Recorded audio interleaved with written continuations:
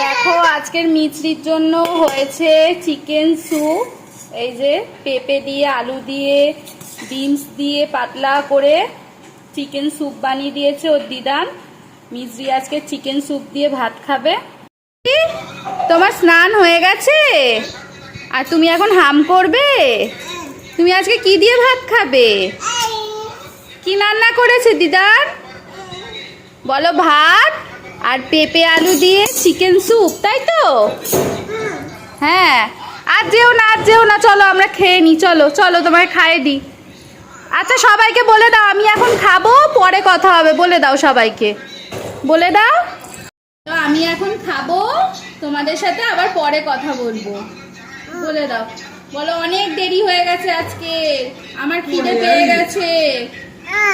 হ্যাঁ বলে দিয়েছে তোমাদের সবাইকে।